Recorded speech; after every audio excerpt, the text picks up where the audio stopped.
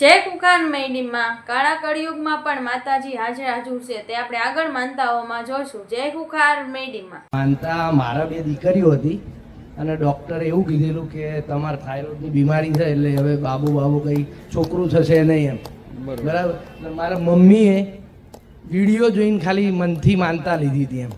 અને બીજા મહિને સારા સમાચાર મળ્યા એટલે આ ચાલુ મારા હું પોલીસમાં છું, મેં અમદાવાદ પોલીસ સ્ટેશનમાં નોકરી હતી. એટલે મને આ રામ આ નાની છોકરી મારી રામ એટલે મૂકું ક્યાંક વિડીયો જોઈ એટલે મને કીધું કે ભારેજા મારે જવું. પછી હું ચેક કર્યું એટલે 15-17 કિલોમીટર જેવું થયું. હું સ્પેશિયલ અહીંયા આવ્યો દર્શન કરવા. આજે મારા 13 રવિવાર થયા અને માડી એવું કીધું કે તું કોઈ જગ્યા કોઈ ડૉક્ટર જોડે જવાની જરૂર નહીં, હું તને દીકરો આલે અને નામે એનું મું જ પાડે. એવું કઈ રીતે કીધું તું? એવું મારે સપનામાં કીધું. કીધું. પછી એક આ સખત જોરદાર પુરાવો માડી આ કાળા કળિયુગમાં તારો 7 મહિના 24 દિવસ થયા હતા. 7 મહિના 24 દિવસ. મારા શાળા સગા એમડી છે તો એમના ત્યાં દવા ચાલતી હતી, ત્યાં લઈ ગયા અમે. એટલે એમને એવું કીધું કે બાળકનો રિપોર્ટ બરાબર આવતો નહીં. બાળક 400 ગ્રામનું છે. 8મો મહિનો ચાલુ થઈ ગયો અને 400 ગ્રામનું એટલે આ બાળક બચે નહીં. બરોબર. આ બાળક તાત્કાલિક ઓપરેશન કરી અને નીકાળી દેવું પડશે.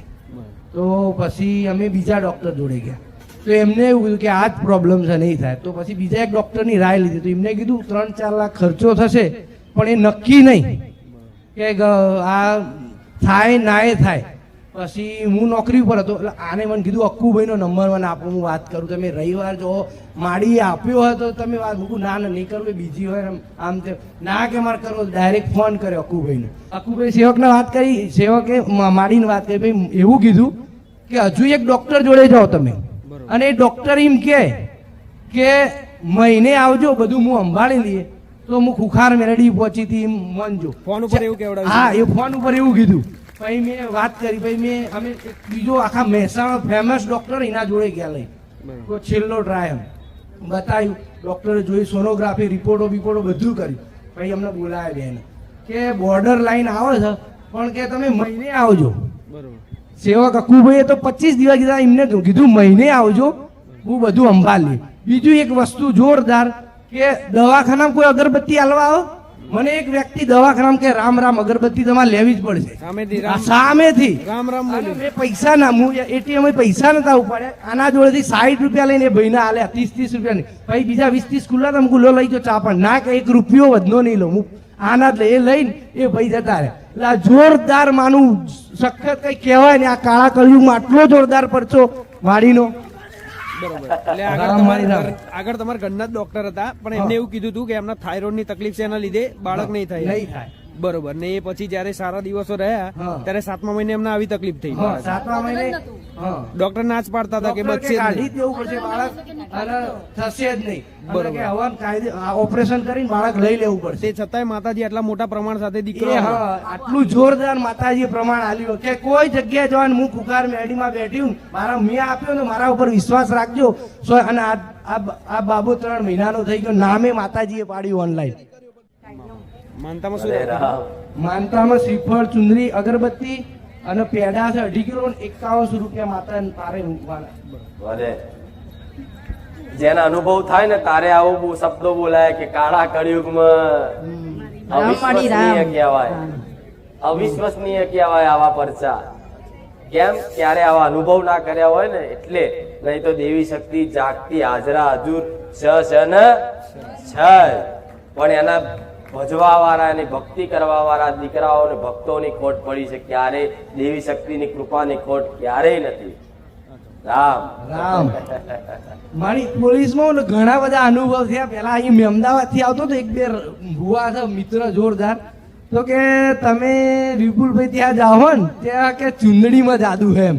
મને કે ચુંદડીમાં કે ત્યાં જાદુ હે.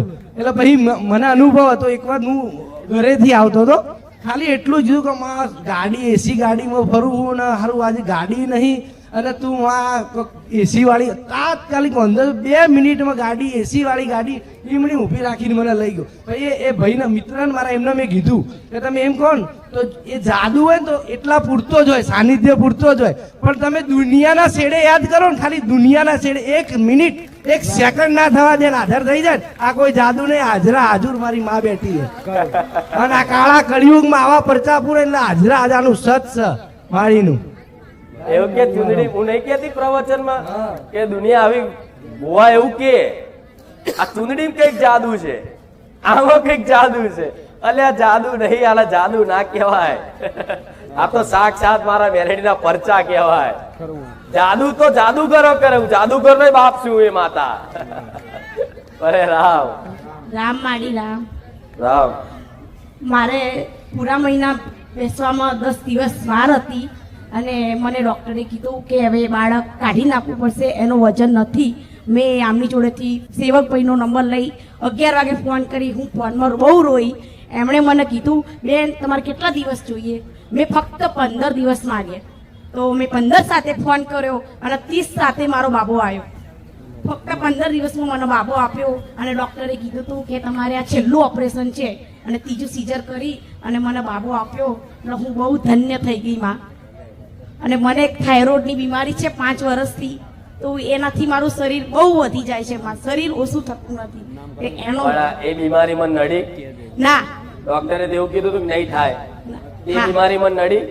ના નહીં નડી, પણ માં મારે થાઇરોઇડ મટાડવો છે કાયમ માટે. હા તો આ થયું છે તો આવતા જતા રહો એ થઈ જાય. ભલે આશીર્વાદ આલું છે એવા, બસ હા માં, તારો થાઇરોઇડ દૂર થઈ જાય. મને બસ થાઇરોઇડ મટાડો માં, હું એનાથી બહુ થાકી ગઈ છું 5 વર્ષથી. આ રીતે હરખથી આવજો.